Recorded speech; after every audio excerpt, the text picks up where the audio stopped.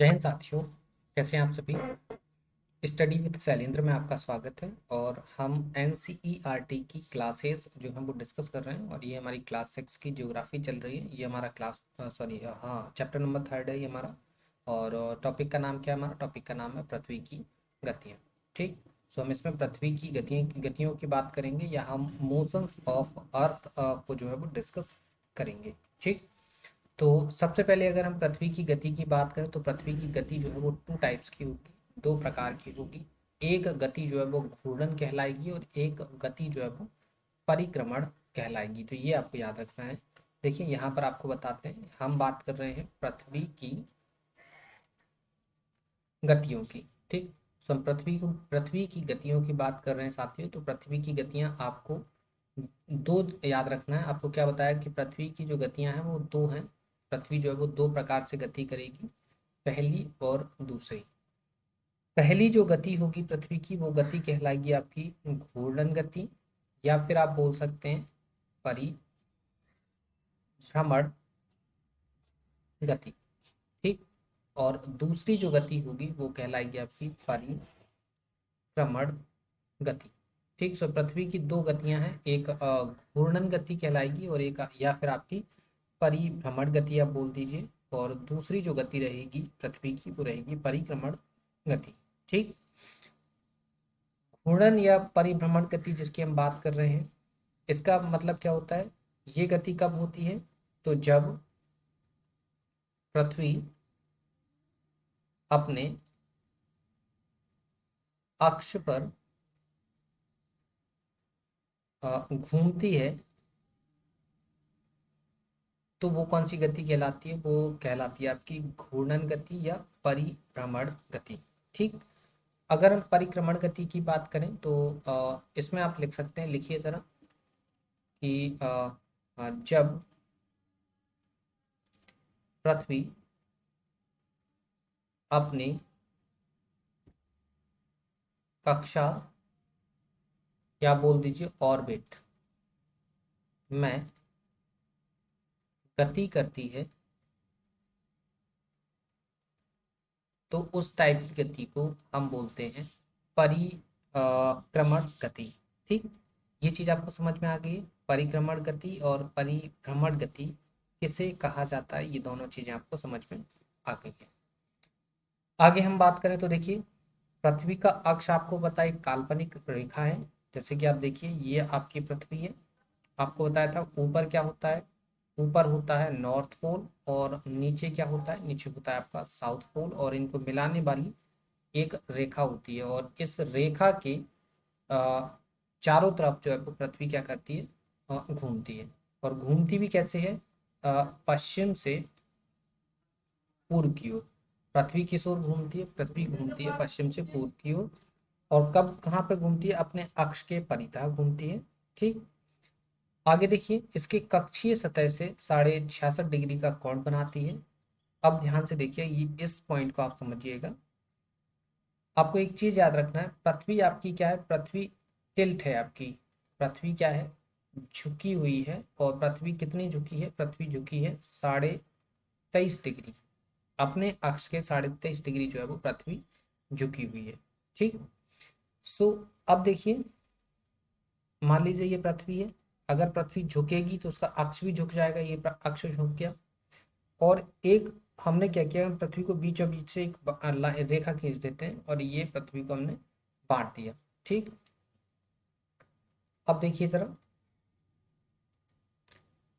अब आप देखेंगे तो ये वाला जो एंगल बनेगा, ये एंगल बनेगा 66.5 डिग्री का। और ये वाला जो एंगल बनेगा ये बनेगा 23.5 डिग्री का। ठीक। सो यही वो बोला, या आप बोल दीजिए 23.5 डिग्री झुकी हुई है, या आप बोल दीजिए 66.5 डिग्री का कोण बनाती है। तो क्या बोल सकते हैं, कितनी झुकी हुई है, 23.5 डिग्री झुकी है। या एंगल की बात करें हम कि पृथ्वी कितने एंगल का कितने डिग्री का एंगल बनाती है एक्सिस के साथ, तो वो बनाती है 66.5 डिग्री का एंगल जो है वो बनाती है। ये आपको याद रखना है। ठीक। और इस वाले एंगल को 66.5 डिग्री जो एंगल है, इस एंगल को हम बोलते हैं कक्षीय समतल। क्लियर। मतलब जिस तल पर ये बना हुआ है, ये वाला जो तल, जिस तल पर ये वाला जो 66.5 डिग्री का ये जो एंगल बन रहा है, ये जो तल है ये कहलाता है आपका कक्षीय तल। ये आपको याद रखना है। क्लियर? तो ये आपको समझ में आया। ये घूर्णन गति है। घूर्णन गति में क्या हो रहा है? घूर्णन गति में पृथ्वी जो है वो अपने अक्ष के परितः घूम रही है। अब अक्ष आपको बता दिया। आपको एक चीज और बताई कि पृथ्वी अपने अक्ष पर कितनी झुकी हुई है? 23.5 डिग्री। मतलब पृथ्वी पे जो एक्सिस बनेगा वो ऐसा टिल्ट बनेगा। ठीक, कैसा बनेगा? टिल्ट बनेगा। और ये आपका मान लीजिए ये जीरो लाइन हो गई, और ये हमने क्या किया? पृथ्वी को बीचों बीच से दो भागों में बांट दिया। ठीक है, तो ये जो एंगल बन, ये जो यहाँ पे झुकाव दिख रहा है वो 23.5 डिग्री का झुकाव है, जबकि ये जो एंगल बन रहा है यहाँ पर ये बनेगा 66.5 डिग्री का एंगल। तो क्वेश्चन पूछा यहाँ पे, क्वेश्चन क्या बनता है? पृथ्वी अपने अक्ष पर कितनी झुकी हुई है? 23.5 डिग्री झुकी हुई है। पृथ्वी अपने अक्ष के साथ कितने डिग्री का कोण बनाती है? तो वो बनाती है 66.5 डिग्री का कोण बनाती है। क्लियर? ये चीज आपको समझ में आ गई है। चलिए, तो यहाँ तक आपको समझ में आ गया है। आगे की हम बात करें। ये आपको पता है पृथ्वी सूर्य से प्रकाश प्राप्त करती है, और पृथ्वी का आकार जो है वो गोले के समान है। और पृथ्वी के आकार को आपको बताया था कि पृथ्वी के आकार को हम क्या बोलते हैं? पृथ्वी के आकार को हम जो है वो जियोड बोलते हैं। ठीक है, समझने के लिए अभी हम फिलहाल मानेंगे कि पृथ्वी कैसा है? गोले के समान है, इसलिए एक समय में सिर्फ एक ही भाग पर जो है वो सूरज की रोशनी प्राप्त होती है, और पृथ्वी के दूसरे भाग पर जो है वो सूरज की रोशनी नहीं मिलती। जैसा कि यहाँ पे दिख रहा है, तो सूरज इस साइड से चमक रहा है तो सिर्फ ये वाला हिस्सा उजाला है यहाँ पे, और इस वाले पे आपको जो है वो अंधेरा दिखेगा। यहाँ पर आपको जो है वो क्या दिखेगा? अंधेरा दिखेगा, और इस टाइम आपको जो है वो उजाला दिख रहा है। क्लियर? तो जब भी सूरज का जो है वो पृथ्वी पर, सूरज का एट ए टाइम में एक हिस्सा जो है वो प्रकाश ग्रहण करता है, और दूसरे हिस्से पे जो है वो अंधेरा बना रहता है। ये आपको याद रखना है। क्लियर? अब ध्यान से देखिए। ये देखिए आपकी ये पृथ्वी है। मान लीजिए हम ऐसा करते हैं, यहाँ पर पृथ्वी बनाते हैं। यहाँ पर हम जो है वो पृथ्वी बना लेते हैं समझने के लिए। ठीक है, मान लेते हैं ये एक, मान लीजिए ये आपकी क्या होगी? पृथ्वी हो गई। ठीक है, इस पे हम एक अक्ष बना दे। आपको पता है पृथ्वी टिल्ट है, तो अक्ष भी टिल्ट हो जाएगा। हो गया टिल्ट। ठीक, इसके अलावा हम क्या करते हैं? ये टिल्ट हो गया। क्लियर? और ये देखिए, अब हम क्या करते हैं कि ये हमने बीच से पृथ्वी को क्या किया? दो हिस्सों में बांट दिया।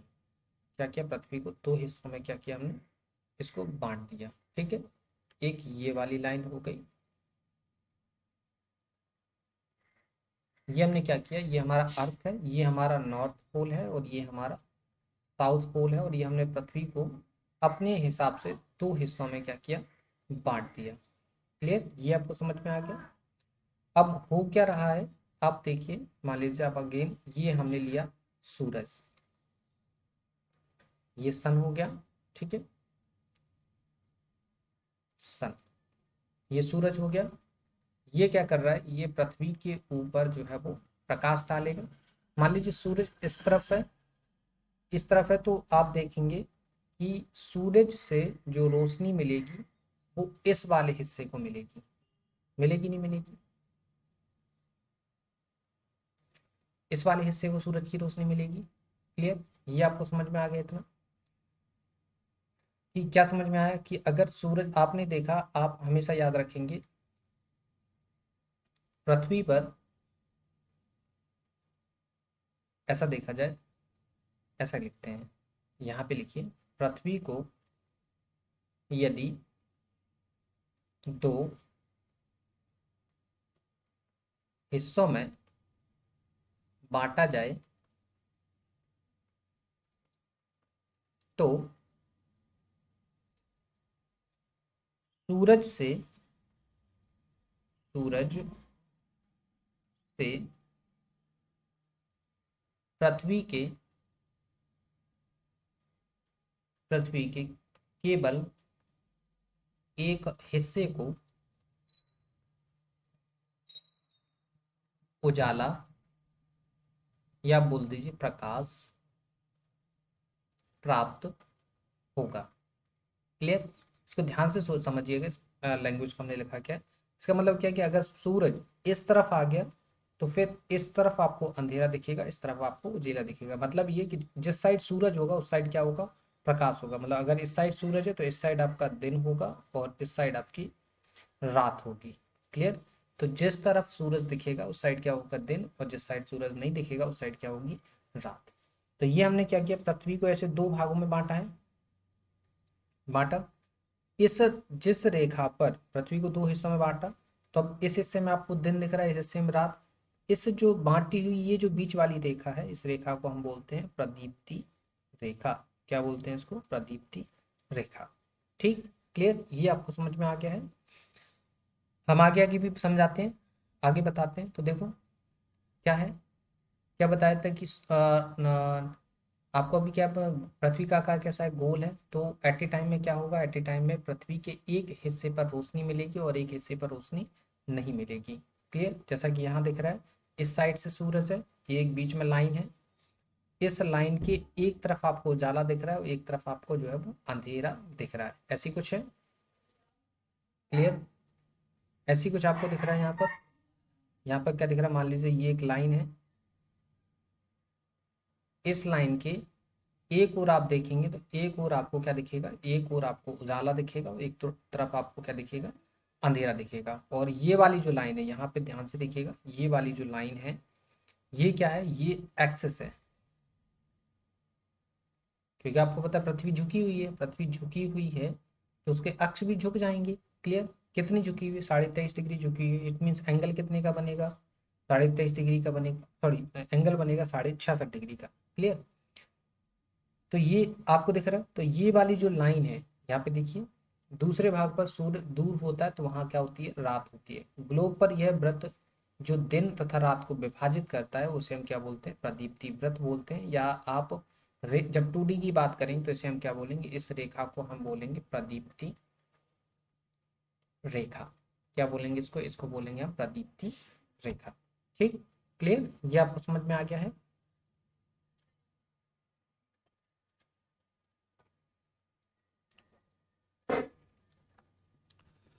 अब एक चीज यहाँ पे याद रखना है कि ये जो प्रदीप्ति रेखा है वो वृत्त के अक्ष के साथ नहीं मिलती। देखो अक्ष यहाँ है, प्रदीप्ति रेखा यहाँ है, तो काफी डिस्टेंस है, तो ये कभी भी नहीं मिलेगी। क्लियर। चलिए, तो यहाँ पर हम आगे की और आगे की बात कर लेते हैं।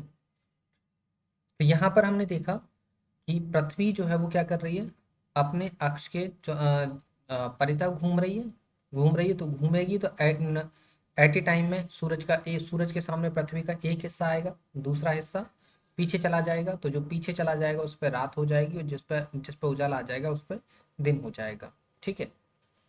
तो हम क्या करते हैं, हम इसको देख लेते हैं कि इससे हमको क्या क्या चीज़ें देखने के लिए मिली। यहाँ लिख लेते हैं, यहाँ क्या लिखते हैं हम, घूर्णन व या परिभ्रमण गति। इससे क्या क्या चेंजेस आपको देखने के लिए मिलेंगे पृथ्वी के अंदर। ठीक है। चलिए देखिए, जब भी घूर्णन गति की हम बात करेंगे तो इससे क्या होगा, इसकी अगर हम घूर्णन गति का ड्यूरेशन की बात करें कि घूर्णन गति का ड्यूरेशन क्या है, या पृथ्वी का जो घूर्णन काल है वो कितना है, पृथ्वी का जो घूर्णन काल है वो 24 घंटे का, ये आपको पता है। एंड सेकेंड याद रखेंगे कि पृथ्वी की जो मोशन की या अपने कक्ष में जो घूमने की जो डायरेक्शन है वो क्या है, आपको पता है वो है आपकी वेस्ट टू ईस्ट, ये आपको मालूम है। एंड थर्ड इफेक्ट की बात करें, घूर्णन गति से क्या क्या इफेक्ट आपको देखने के लिए मिलते हैं। तो घूर्णन गति से आपको डे एंड नाइट फॉर्मेशन जो है वो देखने के लिए मिलता है। मतलब दिन व रात का बनना। ठीक। अब दिन और रात कैसे बनते हैं ये आपको बता दिया हमने। यहाँ बताया कि ये जो पृथ्वी है इसको अगर हम दो हिस्सों में बांटेंगे तो जिस हिस्से पर सूरज का उजाला प्राप्त होगा वहां पर होगा दिन, और जिस पर सूरज का प्रकाश प्राप्त नहीं होगा उस पर होगी रात। ठीक है। और पृथ्वी जो है वो अपने अक्ष के परितः जो है वो पश्चिम से पूर्व की तरफ जो है वो घूमती रहेगी, ये आपको याद रखना है। क्लियर, ये चीज आपको समझ में आ गई है। बात अब हम परिक्रमण सीख चुके हैं, परिक्रमण के बाद हम परिभ्रमण पर आ जाते हैं। तो चलिए यहाँ पर हम वापस आ जाते हैं। देखिए, अगर पृथ्वी घूर्णन नहीं करेगी, पृथ्वी अगर घूर्णन नहीं करेगी, अगर स्टेबल रहेगी, तो स्टेबल रहेगी तो पृथ्वी के इस हिस्से पर सिर्फ क्या होगा, उजाला, और इस हिस्से पर क्या होगा, अंधेरा। मतलब पृथ्वी अगर स्टेबल हो जाएगी तो सूर्य के तरफ वाले पृथ्वी के हिस्से पर आपको हमेशा दिन दिखाई देगा, और उसी भाग पर सिर्फ गर्मी लगातार पड़ेगी, दूसरे हिस्से पर हमेशा अंधेरा रहेगा। सूरज की रोशनी ना मिल पाने के कारण उस पूरे हिस्से पर 12 महीने जो है वो सर्दी रहेगी। ये आपको जानना है, ठीक।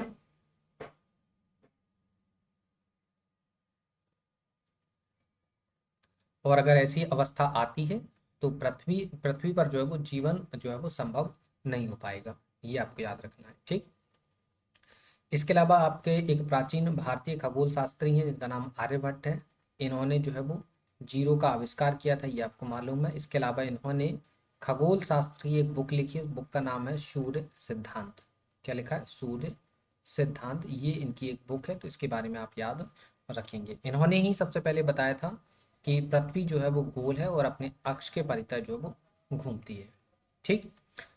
अब हम बात करते हैं परिक्रमण परिक्रमण गति की। तो परिक्रमण गति में क्या होता है कि पृथ्वी जो है वो अपनी कक्ष के परितः घूमती है या अपने ऑर्बिट में जो है वो चक्कर लगाती है। यहाँ पर देखिए, ये बीच में एक सूरज है, बीच में हमारा सूरज है, और ये क्या कर रही है, पृथ्वी जो है वो सूरज के चारों तरफ घूम रही है। तो ये इसकी कक्षा है पृथ्वी की, तो इस कक्षा में लगातार जो है वो पृथ्वी घूमती रहेगी। इस पृथ्वी इसी मूवमेंट को जो है वो क्या बोलते हैं, इसी मूवमेंट को हम परिक्रमण जो है वो बोलते हैं। क्लियर। पृथ्वी का एक वर्ष जो है 365 सही 1/4 दिन का होता है, ठीक। ये आपको पता है पृथ्वी का एक वर्ष। यहाँ पर हम सामान्य सी बोलचाल के अंदर बैलेंसिंग लाने के लिए एक वर्ष को 365 दिन का मानते हैं और 1/4 को हम अलग अलग करते जाते हैं। और जैसे ही 4 साल में क्या हो जाता है, 4 साल में ये कंप्लीट एक दिन बन जाता है, तो चौथे साल में हम क्या करते हैं, फरवरी के महीने में एक दिन जो है वो जोड़ देते हैं। तो इस प्रकार से फरवरी, हर चौथे वर्ष में फरवरी में 28 दिन के बदले 29 दिन आपको दिखेंगे। उस साल में टोटल नंबर ऑफ डेज जो है वो कितने हो जाएंगे, 366 हो जाएंगे। और इस प्रकार के साल को हम लीप ईयर जो है वो बोल देते हैं, ठीक। अब देखिए, हमने परिक्रमण देख लिया, यहाँ पर हम थोड़ा सा परिभ्रमण के बारे में भी देख लेते हैं, ठीक है। अब लिखेंगे परिक्रमण गति। परिक्रमण गति के बारे में क्या बताया था आपको, इसमें क्या करती है, पृथ्वी अपनी कक्षा में, या बोल सकते हैं आप ऑर्बिट में, सूर्य का चक्कर लगाती है। या बोल सकते हैं पृथ्वी अपनी कक्षा में जो है वो घूमती रहती है, क्योंकि पृथ्वी ग्रह है, तो घूमेगी तो वो सूर्य का चक्कर लगाएगी, ठीक। इसका अगर हम ड्यूरेशन बात करें कि पृथ्वी सूर्य का चक्कर टोटल कितने दिन में लगाती है, ड्यूरेशन की बात करें तो ड्यूरेशन अभी आपने देखा 365 सही 1/4 दिन। अगर हम मोटा मोटी देखें तो कितना बोला हमने, 365 दिन फॉर 1 ईयर, यह भी आपको बताया। यहाँ पर ये जो 1/4 दिख रहा है, इसको हम क्या कर देंगे, अलग कर देंगे, और फिर इन एवरी 4 ईयर, हर 4 साल में क्या करेंगे, इसको एक दिन के रूप में बना लेंगे, और 365 दिन ये चलते रहेंगे। तो हर 4 साल में total number of days in 1 year कितने हो जाएंगे, total number of days in 1 year कितने हो जाएंगे, 366, ठीक। और इस टाइप के जो जिस साल में 366 दिन होंगे, उस टाइप उस ईयर को हम क्या बोलेंगे, लीप ईयर बोलेंगे, नहीं बोलेंगे। ये जो 365 दिन वाली जो साल होगी उसको हम सिंपल ईयर बोलेंगे, और इसको हम लीप ईयर बोलेंगे। लेकिन अब बात आती है कि यहाँ पर जो एक दिन है वो कब कहाँ पर जोड़ा जाएगा, यहाँ पर एक दिन जो है वो फरवरी में जोड़ा जाएगा, फरवरी में जोड़ा जाएगा। फरवरी बेसिकली 28 दिन की होती है और एक दिन इसमें ऐड करके जिस जिस भी ईयर लीप ईयर होगा वो आपका उस साल फरवरी जो है वो 29 डेज की मानी जाएगी। ठीक, ड्यूरेशन हो गया। ड्यूरेशन के बाद हम बात करते हैं किसकी, डायरेक्शन की। तो आपको पता है पृथ्वी घूर्णन भी सेम डायरेक्ट जिस डायरेक्शन में घूर्णन करती है उसी डायरेक्शन में जो है वो क्या करती है, परिक्रमण करती है। तो सेम डायरेक्शन, तो यहाँ पर भी पृथ्वी का जो परिक्रमण का डायरेक्शन होगा या परिक्रमण की जो दिशा होगी वो क्या कहलाएगी, वो हो जाएगी आपकी वेस्ट टू ईस्ट, मतलब पश्चिम से पूर्व। क्लियर, ये आपको पता चल गया। आगे ड्यूरेशन के बाद हम बात करते हैं इफेक्ट की। यहाँ आपको क्या इफेक्ट दिखेगा, इफेक्ट इट मीन्स प्रभाव, परिक्रमण गति का प्रभाव क्या होता है। तो परिक्रमण गति का प्रभाव जो होता है वो होता है आपका ऋतु परिवर्तन। क्या होता है इसका प्रभाव, इसका प्रभाव होता है ऋतु परिवर्तन। ठीक, क्लियर, ये चीजें आपको समझ में आ गई। परिभ्रमण गति का प्रभाव क्या होता है, दिन व रात का बनना, और परिक्रमण गति का क्या मतलब होता है, ऋतु परिवर्तन होना। ठीक है, चलिए वापस आ जाते हैं हम यहीं पर। अब देखिए ये क्या कर रही है, पृथ्वी जो है वो लगातार क्या कर रही है, घूम रही है। ठीक है, ये आपको पता है अक्ष है, और अक्ष में पश्चिम से पूर्व की तरफ पृथ्वी घूम रही है, यहाँ भी घूम रही है, यहाँ भी घूम रही है और यहाँ भी घूम रही है। ठीक, ये कंडीशन देखिए, ये कंडीशन बनती है जून के अंदर, ये बनती है कंडीशन आपकी सॉरी जून के अंदर नहीं, ये बनेगी मार्च के अंदर, ये बनेगी आपकी जून के अंदर, और ये बनेगी आपकी सितंबर के अंदर, ये बनेगी कंडीशन आपकी दिसंबर के अंदर। बेसिकली ये 3-3 महीने का डिफरेंस है। ठीक है, आपको प्रीवियस चैप्टर में हमने ये सारी चीज़ें समझा दी थी कि इक्वेटर क्या होता है, मतलब विषुवत रेखा क्या होती है, इसके अलावा कर्क रेखा क्या होती है, मकर रेखा क्या होती है, ये सारी चीज़ें हम आपको प्रीवियस वीडियो के अंदर समझा चुके हैं। तो यहाँ उसको बार बार रिपीट करने की ज़रूरत है नहीं, यहाँ सीधा सा आपको चीज़ें बताते हैं।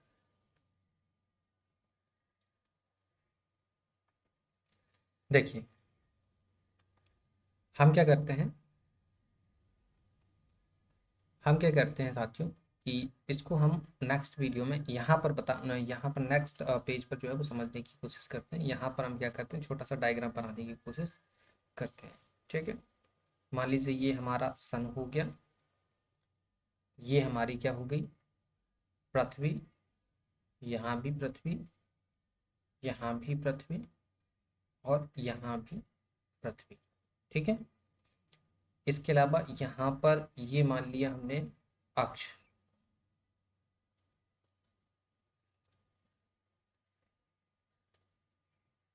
मान लीजिए ये हो गया हमारा अक्ष।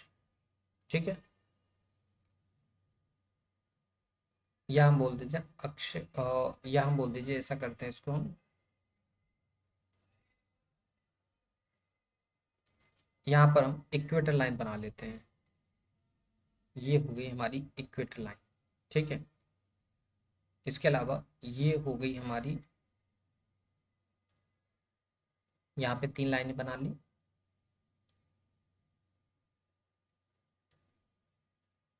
यहाँ पर हम क्या करते हैं, सिर्फ यहाँ पे ये लिए बना लिया। यहाँ पर हम क्या करते हैं,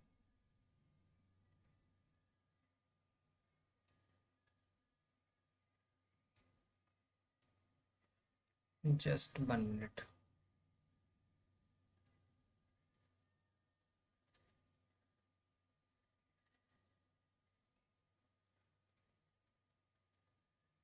थोड़ा सा इसको समझने की कोशिश करिएगा, डायग्राम जो है वो सही से नहीं बन पा रहा है।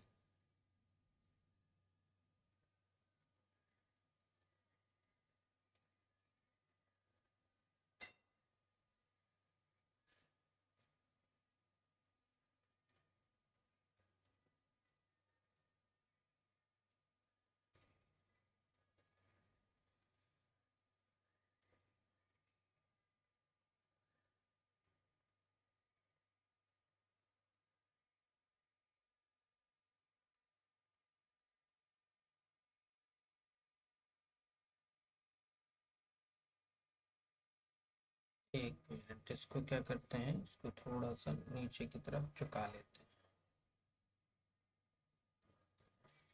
ठीक है, अभी ऐसा बना लेते हैं। अब देखिए ये कंडीशन हमारी मार्च की हो गई, ये हमारी जून की कंडीशन हो गई, ये हमारी सितंबर की कंडीशन हो गई, और ये हमारी दिसंबर की कंडीशन हो गई, और ये हमारा सन है। मार्च में देखिए, मार्च में क्या होता है, मार्च में सूरज जो है वो सीधा चमकता है किस पर, कर्क रेखा पर, सॉरी जीरो, ये किस पे चमकता है, सूरज जो है वो यहाँ पर जो है वो इक्वेटर पर चमकता है, इक्वेटर मतलब विषुवत रेखा पर। मार्च में सूरज विषुवत रेखा पर चमकेगा। इसके अलावा इसमें ये मान लीजिए ये 23.5 डिग्री की लाइन है, ये 0 डिग्री हो गई, और ये 23.5 डिग्री साउथ हो गई। तो जून में जो सूरज है वो 23.5 डिग्री की लाइन पे चमकता है, किस पे चमकता है, 23.5 डिग्री की लाइन पर जो है वो चमकता है। इसमें सीधा इक्वेटर पर चमकता है, सीधा किस पे चमकता है, इसमें सीधा यहाँ पे इक्वेटर पे चमकेगा, और यहाँ पर सीधा जो है वो मकर रेखा पर चमकेगा।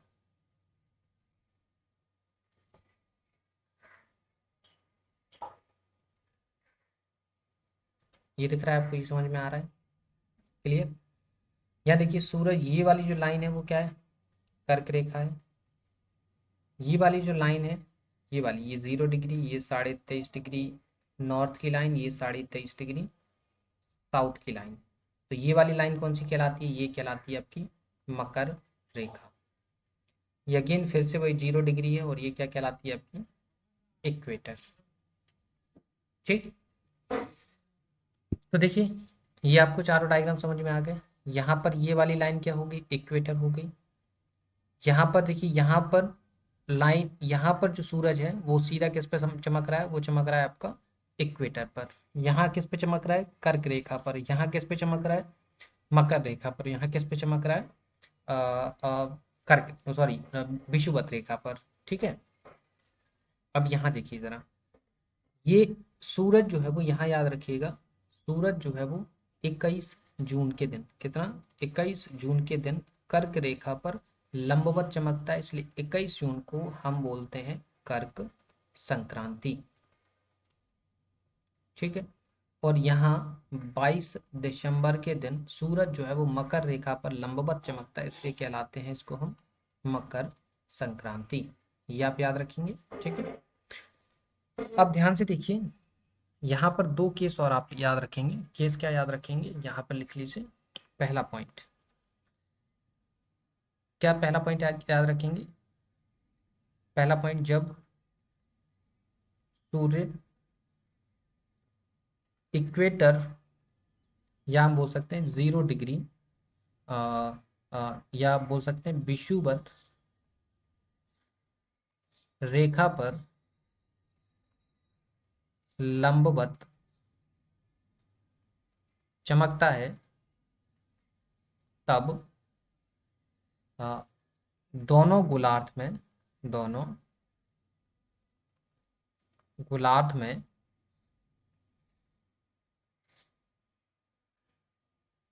क्या होगा, जब दोनों गोलार्ध में दिन व रात बराबर होते हैं। फर्स्ट पॉइंट हो गया। सेकंड पॉइंट मतलब आप देखिए कि ये कंडीशन मार्च की है, जब सूरज इक्वेटर पर चमक रहा है, और ये कंडीशन आपकी सितंबर की है, तब सूरज जो है वो इक्वेटर पर चमक रहा है। तो इस कंडीशन में आप देखेंगे तो मार्च में और सितंबर में दिन और रात की जो अवधि है वो क्या हो जाएगी, बराबर हो जाएगी। इसको अभी और ज़्यादा डेप्थ में भी हम जा सकते हैं, लेकिन उतना ज़्यादा नहीं जाएंगे अभी। फिलहाल इतना आप बेस बना लीजिए। छोटा सा पॉइंट आप याद रखेंगे कि सूर्य जब इक्वेटर पर चमकेगा तो उस कंडीशन में पृथ्वी के दोनों गोलार्ध, मीन्स उत्तरी गोलार्ध और दक्षिणी गोलार्ध, दोनों में क्या होगा, दोनों में जो है वो दिन बराबर हो जाएगा। ठीक, क्लियर। दोनों गोलार्ध में दिन और रात बराबर हो जाएंगे। ये आपको समझ में आ गया। इसके अलावा,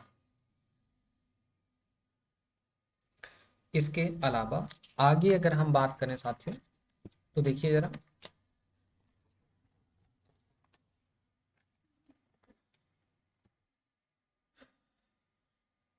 दोनों गोलार्ध में हो क्या, एंड सेकेंड कंडीशन देखिए,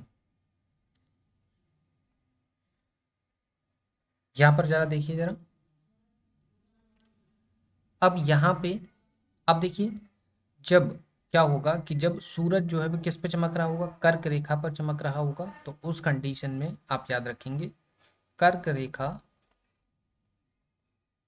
पर क्या पड़ेगी, कर्क कर्क जब सूरज कर्क रेखा पर होगा, मतलब कर्क रेखा कहाँ है, नॉर्थ हेमिस्फीयर में है, मतलब उत्तरी गोलार्ध में है। तो जब कर्क रेखा पर सूरज जब चमकेगा तो यहाँ याद रखेंगे उत्तरी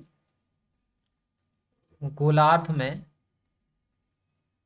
गर्मी व दक्षिणी गोलार्ध में सर्दी होगी। क्या होगी, सर्दी होगी। ठीक, सेम यहाँ पर हम बात करें, यहाँ पर हम बात करें जब मकर रेखा की, जब सूरज मकर रेखा पर चमकेगा तो याद रखेंगे यहाँ पर पॉइंट कि दक्षिणी गोलार्ध में, दक्षिणी गोलार्ध में गर्मी व उत्तरी गोलार्ध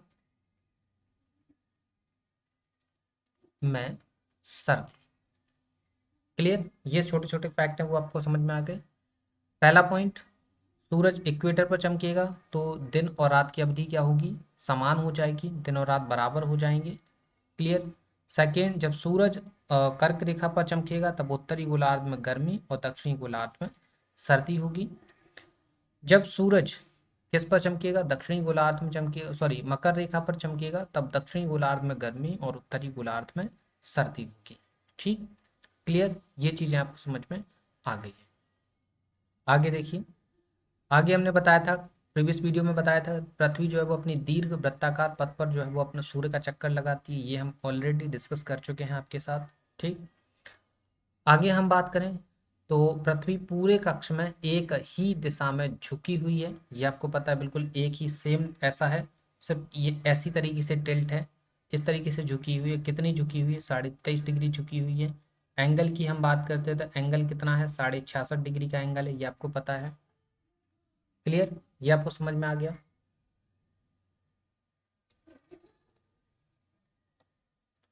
इसके आपको इस नेक्स्ट आपको क्या बताया कि जब भी परिक्रमण गति होगी तो ऋतुओं में चेंजेस आएगा। क्लियर, ऋतुओं में चेंजेस आएगा। ठीक है, तो गर्मी, सर्दी, बसंत, शरद ऋतु इस प्रकार से आपको देखने के लिए मिलेंगी। ठीक है, ये ऋतु जो ऋतु परिवर्तन होता है या सीजन फॉर्मेशन होता है, ये किसका परिणाम है, ये परिणाम किसका है, ये जो परिणाम है ये परिणाम है आपका परिक्रमण का। किसका है, परिक्रमण गति का। पृथ्वी की परिक्रमण गति के कारण ही आपको जो है वो सीजन फॉर्मेशन जो है वो दिखाई देगा। मतलब ऋतु में परिवर्तन जो है वो किस कारण दिखाई देता है, आपको दिखाई देगा परिक्रमण गति के कारण।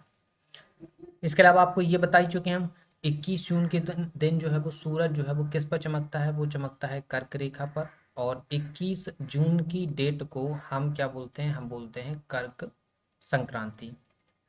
और इस दिन क्या होता है, इस दिन सूरज जो है, इस दिन सूरज 90 डिग्री के एंगल पर कर्क रेखा पर चमकता है। क्लियर, ये आपको समझ में आ गया। ठीक है, मतलब आप एक तरीके से देखेंगे तो सूरज जो है वो उत्तरी गोलार्ध में अपना प्रकाश ज़्यादा दे रहा होता है, ऊष्मा ज़्यादा दे रहा होता है। ठीक है, तो इस टाइम पे आप देखेंगे तो जब कर्क रेखा पर सूरज आता है तो उत्तरी गोलार्ध में क्या पड़ता है उत्तरी गोलार्ध में उस टाइम पे गर्मी आपको देखने के लिए मिलेगी।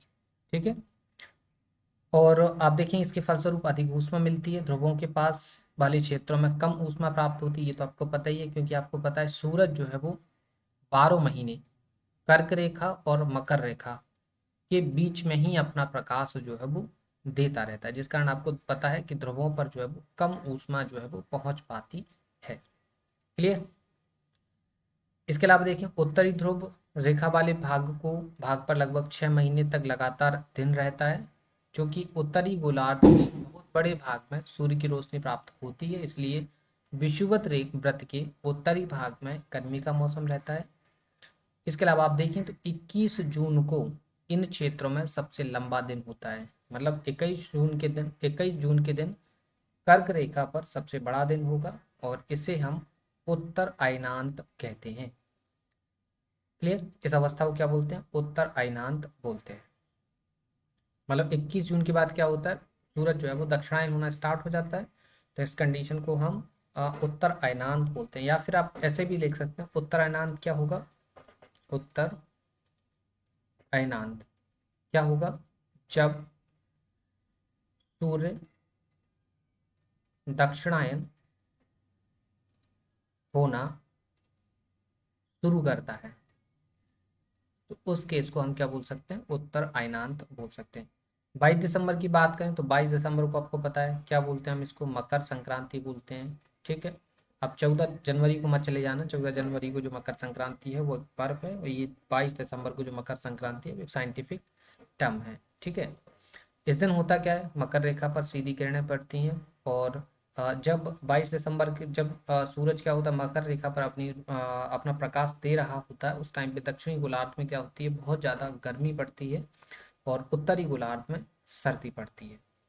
और इस अवस्था को जब सूरज क्या हो रहा होता है, इस कंडीशन में, मतलब 22 दिसंबर को मकर रेखा पर लंबवत चमकेगा। उसके बाद क्या है, सूरज फिर से अगेन जो है वो उत्तरायण होना स्टार्ट हो जाएगा, मतलब कर्क रेखा की तरफ जाना स्टार्ट हो जाएगा, या बोल सकते हैं विषुवत रेखा की तरफ जाना स्टार्ट हो जाएगा। तो उस कंडीशन को हम दक्षिण अयनांत कहते हैं। ठीक है। क्लियर? चलिए आगे देखिए जरा। 21 मार्च से 23 सितंबर के बीच की जो टाइम पीरियड है, इस टाइम पीरियड को हम विषुव कहते हैं। ये पॉइंट आप याद रखिएगा। इसके बारे में ज़्यादा हम नहीं बताएंगे आपको, क्योंकि ज़्यादा चीज़ें, ज़्यादा फैक्ट भी आपके लिए नुकसानदायक हैं, याद नहीं कर पाएंगे। छोटे छोटे फैक्ट हैं वो आप याद रखिएगा। 21 मार्च, हम ज़्यादा टफ नहीं है लेकिन फिर भी आपको नहीं बता रहे हैं तो आप इसको अभी मत समझिए। 21 मार्च से लेकर 23 सितंबर के बीच के टाइम ड्यूरेशन को हम बोलते हैं विषुव। क्या बोलते हैं? विषुव। विषुव वो कंडीशन होती है, कौन सी कंडीशन होती है? विषुव वो कंडीशन होती है जब डे और नाइट जो है वो क्या होते हैं, बराबर होते हैं। क्लियर? ये आपको समझ में आ गया? चलिए, तो ये हमारा क्या आज का टॉपिक था। उम्मीद है आपको समझ में आ गया होगा। काफ़ी आसान सा था। इसमें हमको सिर्फ पृथ्वी की गतियां जाननी थी। पृथ्वी की दो गतियां थी। कौन कौन सी गति थी? पृथ्वी की एक गति थी घूर्णन गति, जिसे हमने परिभ्रमण गति भी कहा, और एक गति हमारी परिक्रमण गति थी। यहाँ पर हमने उसको समझाने की कोशिश करी आपको। घूर्णन गति में होता क्या है, जब पृथ्वी जो है वो अपने अक्ष पर घूमती है उसे हम घूर्णन गति कहते हैं। परिभ्रमण गति भी उसी को बोलते हैं। परिक्रमण गति का हमने बताया कि जब पृथ्वी अपनी कक्षा या अपने ऑर्बिट में चक्कर लगाती है सूरज का, तो उसे परिक्रमण गति कहते हैं। अब देखिए जरा, आपको अगर हम बताएं तो जो पृथ्वी है, पृथ्वी अपने अक्ष पर झुकी हुई है, तो ये पृथ्वी का अक्ष पर बनाया हमने। ये नॉर्थ पोल रहा, ये साउथ पोल बना। फिर क्या बोला हमने? पृथ्वी को दो बराबर भागों में बांटते हैं, तो ये हमने पृथ्वी को दो बराबर भागों में बांट दिया। सूरज यहाँ से चमक रहा है तो पृथ्वी के एट ए टाइम में एक हिस्से को रोशनी मिलेगी, ये आपको पता है। तो मान लीजिए इस हिस्से को रोशनी मिल रही है, तो इस हिस्से पे क्या होगा? इस हिस्से पे दिन होगा, इस हिस्से पे नाइट होगी। और ये जो बीच वाली लाइन है, इस वाली लाइन को हम प्रदीप्ति रेखा बोल देते हैं, या प्रदीप्ति व्रत भी बोल देते हैं। क्या बोल देते हैं? प्रदीप्ति रेखा या पृथ्वी व्रत, प्रदीप्ति व्रत। ये 2D की बात है, और ये हमारी जब 3D फॉर्मेशन की बात करते हैं तो हम प्रदीप्ति व्रत बोल देते हैं। क्लियर? घूर्णन या परिभ्रमण गति से मैं आपको क्या क्या चीजें याद रखना है?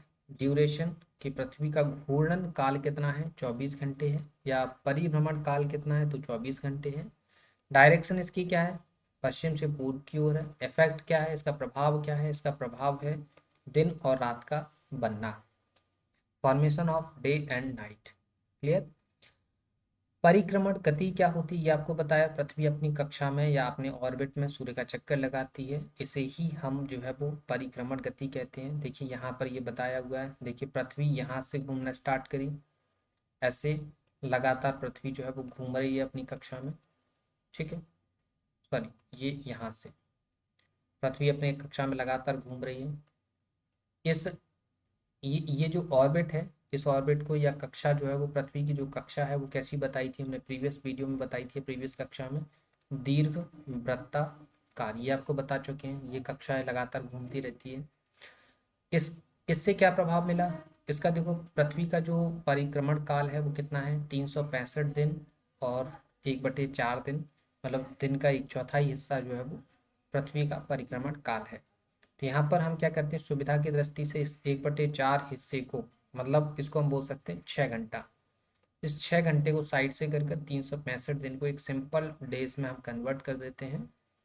और हर 4 साल में, हर चौथे साल, जब ये 6 6 घंटे चौथे साल जो है वो जुड़ जाते हैं तो एक दिन में कन्वर्ट हो जाते हैं। और फरवरी महीने के दिन, महीने में हम एक दिन ऐड करके उसको 29 दिन बना देते हैं, और साल में एक दिन ऐड करके उसको 366 दिन की साल बना देते हैं।